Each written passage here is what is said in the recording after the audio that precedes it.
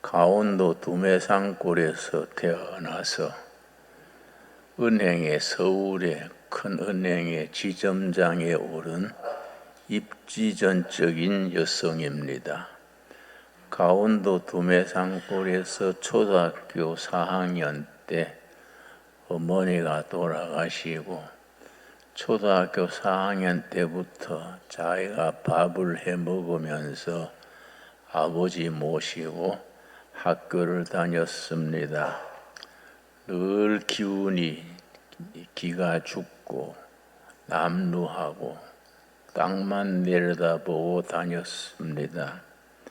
그러니까 동급생들한테 놀림받고 왕따당했습니다. 그런데 어느 날 운동장에서 담임선생님이 어깨에 손을 얹으면서 너는 참 대견하다. 너는 훌륭한 모범생이다. 너는 희망이 있는 아이야. 네가 장차 큰 일꾼이 될 거다. 어머니 돌아가시고 아버지 모시고 그렇게 고생하면서도 견뎌나가는 것이 너는 대단한 아이다. 장래에 큰 일꾼이 될 거다. 그렇게 격려하면서 희망이 있다는 말에 용기가 났습니다. 그 뒤로 혼자서 그래, 나는 대단한 아이야. 나는 희망이 있어. 그 뒤로는 기운이 솟아서 늘 기주고 다니던 데서 벗어나서 빨래해서 옷도 단정 입고 집안 청소도 깨끗이 하고 힘을 냈습니다. 그렇게 시작해서 서울 큰 은행의 여자 지점장으로까지 올랐습니다. 초등학교 4학년 나이에 담임선생이 너는 희망이 있다고 격려해주는 말 한마디에 그 인생 자체가 변화되었습니다. 인간은 어떤 시련, 어떤 역경에서도 희망을 가지면은 그 불행을 극복해 나갈 수 있는 힘이 솟아나게 됩니다. 내가 아침에 서재에서 책을 한 권 가져왔습니다. 독일의 철학자 에린스트 브로흐라는 철학자인데 희망의 원리 이런 제목의 책입니다. 희망의 원리. 요런 두께로 5권짜리 참 두툼한 책입니다. 독일어로 프린집 호프농 희망의 원리입니다. 이 에린스트 브로흐는 아주 어렵게 지냈습니다. 신혼 시절에 생활비가 없어서 부인이 알바 나가고 자녀를 등에 업고 아기를 달래면서 한 글자 한 글자 쓴 책이 희망의 원리라는 책입니다. 이 책에서 뭘 쓰고 있느냐 하면은 인간은 밥 먹고 사는 것이 아니다. 독일이니까 빵 먹고 사는 것이 아니다. 희망을 먹고 산다. 희망을 잃어버린 자는 미래를 잃어버린 자다. 그런데 그 중요한 희망은 연습해야 된다. 희망을 가르쳐야 된다. 희망은 길러줘야 한다. 그래서 우리 교회는 좌절하는 영혼들에게, 젊은이들에게, 청소년들에게 희망을 가르쳐주고 희망을 훈련시키고 희망을 연습하게 해야 됩니다. 그래서 이 에린스트 브로흐의 희망의 원리란 책을 읽고 독일의 신학자 몰트만이 희망의 신학이란 그 책 아주 세계적인 베스트셀러를 남겼습니다. 희망은 연습해야 된다. 희망은 길러줘야 된다. 참 중요한 말이지요. 여러분, 우리 사회에 요새 희망을 잃어버린 국민들이 적지 않습니다.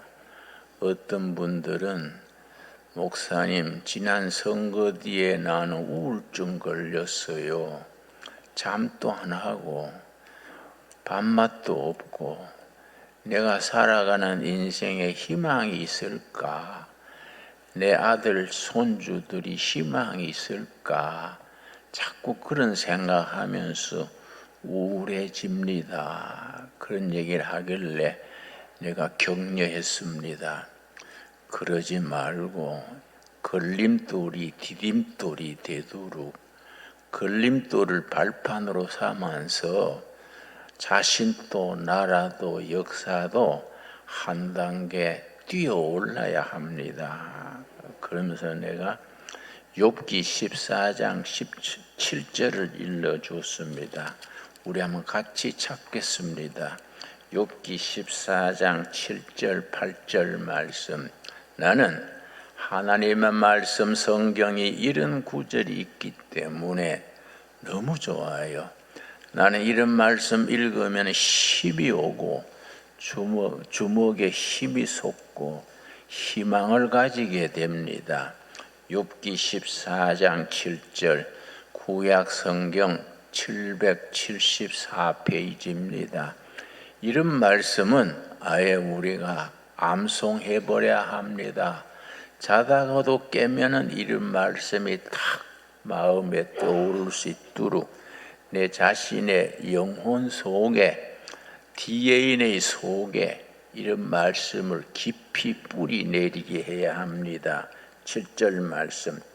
나무는 희망이 있나니 찍힐지라도 다시 움이 나서 연한 가지가 끊이지 아니하며 누군가에 의해서 찍혀져서 넘어지는 나무 끝난 것이 아니다. 그 나무에 희망이 있다. 왜냐? 남아있는 그루터기에서 다음 해 봄에 움이 돋아서 더 푸른 나무로 자라게 된다. 그래서 나무 한 그루에도 희망이 있다. 찍힌 뒤에도 싹이 돋아서 줄기 뻗어서 더 번성한 나무를 이룬다. 8절입니다. 욥기 14장 8절입니다. 그 뿌리가 땅에서 늙고 줄기가 흙에서 죽을지라도 뿌리는 늙어지고 줄기는 기운 없이 누군가에서 찍힐지라도 9절 말씀. 그 기운에 움이 돋고 가지가 뻗어서 새로 심은 것과 같다. 새로 심은 나무만 희망이 있는 게 아니다. 꺾여지고 찍혀지고 늙고 병들어도 희망이 있다. 왜냐? 그 그루터기에서 새로운 가지가 돋아나서 이전보다 더 큰 세력을 펼치게 된다. 너무나 귀한 말씀입니다. 여러분, 일본의 경우에 우리 도쿠가와 이에야스가 세운 정권이 덕천막부라 그럽니다. 250년 뒤에 덕천막부가 공무원들은 부패하고 뇌물은 성성하고 불의한 사람들이 체제를 유지했습니다. 선한 사람들은 입을 다물고 침묵할 수밖에 없었습니다. 그래서 덕천막부가 시대의 종말에 이르렀을 때에 한 30대 젊은이가 있었습니다. 이름이 요시다 소잉. 일본의 근대화에 뿌리를 제공한 인물이 요시다 소잉이라는 청년입니다. 그가 생각하기를 이래 나가면 일본은 희망이 끊어진다. 일본 정신을 살리고 서양의 기술 문명을 받아들여서 새로운 일본을 세워야 한다. 그걸 동도서기라 그럽니다. 동양의 정신 기운과 서양의 과학 기술을 접합해서 동도서기로 망해가는 나라, 희망을 잃어버린 나라에 희망을 일으켜야 한다. 그런 생각을 하고 서양의 문물을 배우기 위해서 밀항을 시도하다가 잡혔습니다. 그래서 조그마한 초가집에 유폐당해서 거기서 움직일 수 없게 됐습니다. 그런데 3년 뒤에 처형을 당했습니다마는 그 3년간 일본의 청년들을 집으로 불러들여서 동도서기의 정신, 일본은 새로워져야 된다. 우리의 정신에 서양의 기술, 과학을 접합시켜서 새로운 일본을 건설해야 한다. 그렇게 3년간 길러낸 일꾼이 90명입니다. 자기는 처형장에서 사라졌지만은 그 90명의 뿌린 씨가 일본 역사를 일으켜서 1868년에 메이지 유신을 성공시켰습니다. 메이지 유신을 성공시키는 동안에 90명 중에 절반은 감옥에서 죽고 칼에 죽고 처형당하고 절반이 살아남아 가지고 그 절반이 1868년에 명치 유신, 메이지 유신을 성공시켜서 신일본을 건설하는 사람, 다 하급 사무라이 출신들이었습니다. 20대, 30대 젊은이들이었습니다. 그들 중에서 아주 유명한 사카모토 료마, 사이고 다카모리, 이토 히로부미 이런 사람들이 요시다 소잉한테 도전을 받아가지고 살아남아서 명치 유신을 성공시켜서 신일본을 건설한 주역들입니다. 다 30대 전후 일꾼들이었습니다. 그러나 나중에 그 신일본을 군부의 잘못된 사상으로 군국주의로 나가다가 나중에 망하게 됐지요. 미국한테 패전하게 됐지요. 여러분, 어려운 시대에 백성들이 좌절하고 희망을 잃어버린 시대에 누군가는 새로운 시대를 말해주는 희망을 일러주는 사람들이 있어야 합니다. 여러분, 오늘 읽은 본문 말씀 베드로전서 3장 15절 말씀 우리 다 같이 찾겠습니다. 베드로전서 3장 15절 말씀 신약성경 380페이지 천천히 같이 찾겠습니다.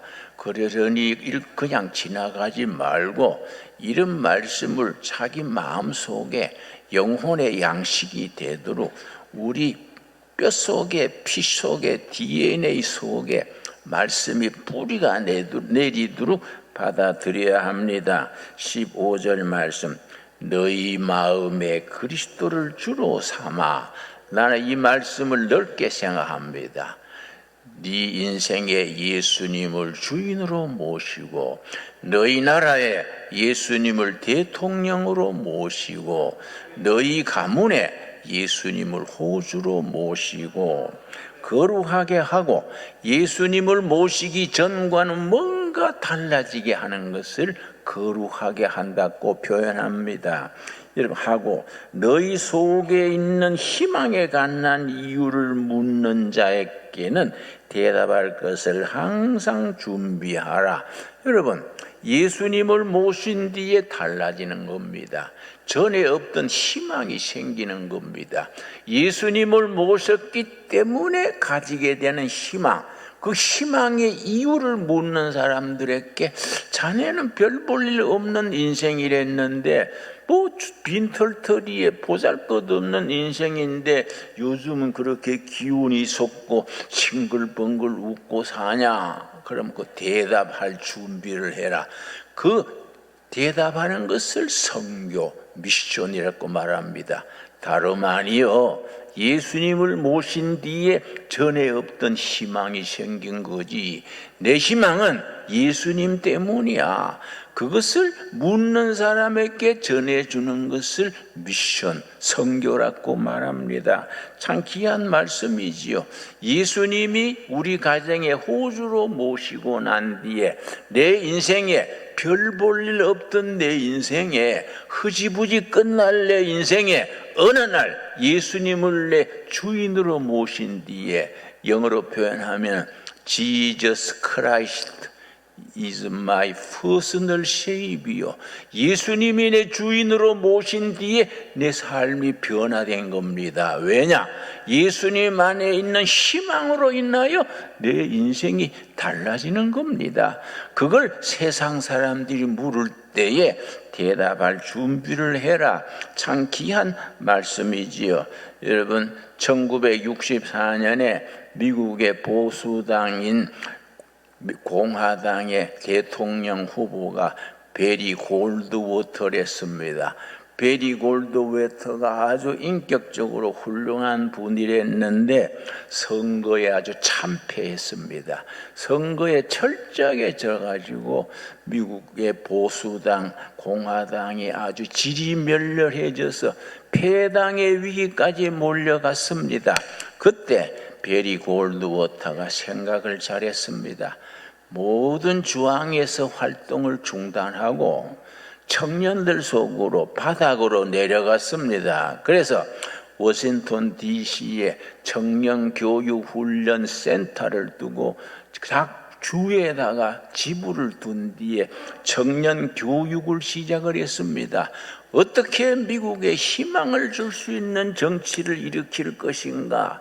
그래서 17년 동안, 그러니까 벌써 4년의 대통령 한 번씩 돌아가니까 17년이면은 4번 대통령을 다 진보당인 민주당이 차지하고 공화당은 아무런 희망이 보이지 않았습니다. 그러나 밑바닥에서 청년들을 17년 동안 길러서 드디어 레이건이라는 인재를 발굴해서 공화당이 17년 만에 보수당이 집권한 뒤에 레이건 때에 소련을 망하게 하고 새로운 미국의 강력한 미국, 스트롱 아메리카 기초를 닦았습니다.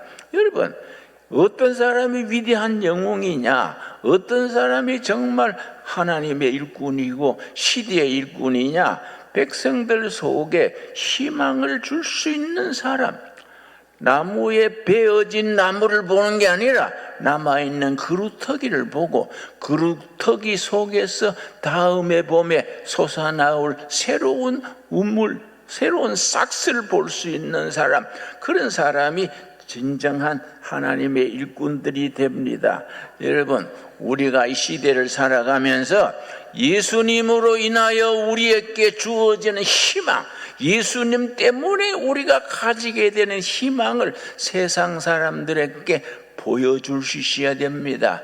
그래서 나는 그 베리 골드워터 그 사람이 남긴 미국 청년 운동에 내가 미국의 열애전에 가가지고 그 사람들을 만났습니다.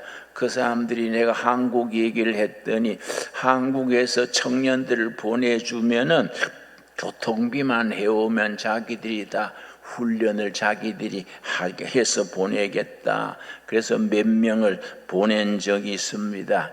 여러분, 우리가 오는 25일 며칠 안 남았지요? 우리 서울에 있는 세종로 그렇게 프레스 센터에서 오후 2시 반에 청년들에게 희망을 심어주는 그렇게 청년 지도자 발대식을 열게 됩니다. 아주 역사적인 순간이지요. 우리가 비록 몇십 명 모여서 대회를 열지라도 그 젊은이들 속에 한국의 2030 세대 젊은이들에게 결의와 국가, 자신의 희망을 만들어낼 수 있는 훈련을 한다는 것은 이게 하나님의 일이요, 나라의 일이요, 자기의 일입니다. 우리 크리스찬들은 어느 시대 어떤 처지에서도 그런 희망을 가질 수 있어야 됩니다. 여러분, 기독교의 힘은 어디에 있습니까? 베어진 나무에서도 그 뿌리를 보고 뿌리에서 다시 솟아날 새로운 싹을 볼 수 있는 그런 안목, 그런 가치관, 이게 신앙인의 힘입니다. 여러분, 19세기 이태리가 질이 멸렬해졌습니다. 과거에 천년 로마 제국을 건설했던 이태리가 파벌이 갈라지고 부패하고 싸우고 다투고 소인배들이 나라를 맡아가지고 이태리 백성들은 이민 갈까 어떡할까 한숨 쉴 때에 마찌니라는 청년 지도자가 등장했습니다. 마찌니가 이태리 청년당을 세워가지고 골목골목 다니면서 청년들을 모아가지고, 여러분, 이태리 청년 여러분, 조국은 여러분들에게 잠 못 자는 밤의 행군과 굶주림과 전쟁에서의 피와 눈물을 선사합니다. 그리고 위대한 이태리, 위대한 미래의 희망을 제공할 것입니다. 그렇게 연설했는데 아무도 안 따라올 것 같았지요? 청년들이 구름대같이 모여서 이태리 청년당을 중심으로 이태리 역사를 쇄신했습니다. 우리 교회가 교회당 안에서 우리끼리 할렐루야 할 게 아니고, 우리 예수 그리스도는 우리에게 희망의 주인이 되시고 백성들에게 미래를 약속하는 예수님이라는 것을 확신할 수 있어야 됩니다. 여러분, 예레미야 29장 11절 다 같이 찾겠습니다. 이런 성경 말씀이 우리에게 어떤 시대에나 우리에게 위로를 주시고 힘을 주시는 말씀입니다. 예레미야 29장 11절입니다. 여러분, 이스라엘 역사가 가장 암묵기에 예레미야가 활동했습니다. 매맞고 불신당하고 쫓겨나고 예레미야를 반대하는 사람들이 끌고 가서 낭떠러지에 떨어뜨렸습니다. 거기서 죽어라고 떨어뜨렸습니다. 거기에 기어 살아 올라와 가지고 하나님의 말씀을 목숨을 걸고 전했습니다. 예레미야 29장 11절, 그런 불행했던 인생이 불운한 시대에 뭐라고 말합니까? 29장 11절 말씀, 여호와의 말씀이니라 너희를 향한 나의 생각을 내가 아나니 평안이요 재앙이 아니니라. 하나님이 우리에게 주시는 것은 재앙이 아니다. 실패와 좌절이 아니다. 평안이요, 그러나 평안이니라. 그 다음, 너희에게 미래와 희망을 주는 것이니라. 하나님의 뜻은 우리에게 좌절과 실패와 우리 절망이 아닙니다. 하나님의 뜻은 우리에게 미래에 대한 약속, 희망을 주려는 것이 하나님의 약속이라고 했습니다. 여러분, 오늘 우리들에게 주시는 살아계신 하나님의 살아있는 말씀으로 아멘으로 받아들일 수 있게 되기 바랍니다. 여러분, 희망은 대가를 치러야 됩니다. 희망은 연습해야 됩니다. 누군가가 희망을 길러줘야 됩니다. 그래서 젊은 사람들의 영혼을 깨우고 희망을 주고 용기를 가지고 내일을 향해서 오늘의 좌절을 극복할 수 있게 하는 힘, 그 영적인 힘입니다. 그런 능력은 예수님으로부터 우리에게 오늘도 주어지는 힘입니다. 여러분, 예수님께서 뭐라고 했습니까? 예수님의 제자들이 뭐라고 했습니까? 사도행전 3장 우리 다 같이 찾겠습니다. 사도행전 2장에 오순절 성령의 역사가 임한 뒤에 교회가 시작이 되었습니다. 사도행전 2장 첫 부분에 오순절에 하늘로부터 성령의 능력이 임해가지고 교회가 시작이 됐습니다. 그래서 예루살렘 시내에 나가서 담대하게 복음을 전했는데 3장 1절 말씀, 사도행전 3장 1절입니다. 제9시 기도 시간에, 여기 성경에서 9시는 지금 우리로 말하면 오후 3시입니다. 오후 3시 기도 시간에 베드로와 요한이 성전에 올라갈 때 오순절 성령 충만한 역사를 받은 후에 예루살렘 시가지에서 복음을 전하다가 예수 부활하셨다, 하나님의 나라가 가까이 왔다 담대하게 전하다가 기도 시간에 예루살렘 성전에 올라갔습니다. 2절 말씀, 나면서 못 걷게 된 이를 사람들이 메고 오니 이는 성전에 들어가는 사람들에게 구걸하기 위하여 날마다 미문이라는 성전 문에 두는 자라. 나면서 안준병이 선천성 장애인입니다. 먹고 살 길이 없으니까 예루살렘 성전 미문 앞에서 동냥하고 살아갑니다. 한 푼 주십시오, 이렇게 구걸하고 살아가는데 베드로가 그를 보고 말합니다. 4절 말씀, 베드로가 요한과 더불어 주목하여 이르되 우리를 보라 하니, 그가 뭘 얻을 건가 해서 단돈 몇 푼 줄라는가, 5,000원이나 10,000원이나 줄라는가 해서 베드로를 쳐다봤습니다. 베드로가 그에게 뭘 줬습니까? 우리 한국 교회는, 우리들 예수님의 사람 크리스찬들은 이 시대에 청년들에게, 노인들에게, 젊은이들에게 베드로가 그 안전병에게 줬던 말씀을 줄 수 있어야 됩니다. 사도행전 3장 6절이 오늘날 한국 교회의 크리스찬들이 백성들에게 줘야 될 말씀입니다.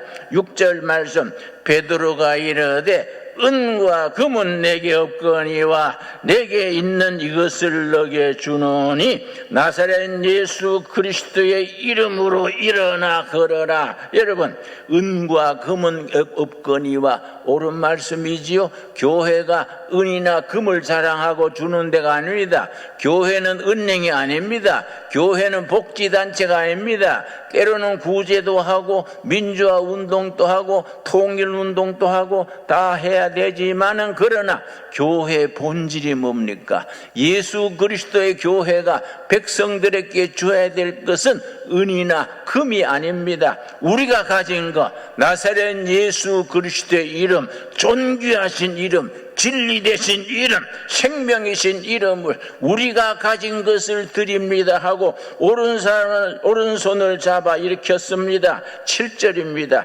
오른손을 잡아 일으키니 발과 발목이 곧 힘을 얻고 뛰어서서 걸으며 그들과 함께 성전으로 들어가면서 걷기도 하고 뛰기도 하며 하나님을 찬송했다 그랬습니다. 여러분, 우리 신강두레 교회는 다른 일 다 제쳐두고 이 시대 이 땅에 있는 백성들에게 사도행전 3장 6절의 말씀을 줄 수 있어야 됩니다. 그 사명을 감당하는 교회가 되어야 됩니다. 6절 뭐라 그랬습니까? 다시 읽습니다. 베드로가 이르되 은과 금은 내게 없거니와 내게 있는 이것을 줍니다. 베드로가 가졌던 것, 사도들이 가졌던 것, 2000년 교회 역사에 교회가 가진 게 뭡니까? 나사렛 예수 그리스도의 이름으로, 존귀하신 이름, 진리 되신 이름, 생명이신 이름, 희망을 주는 이름을 줍니다 하고 오른손을 잡아 일으켰더니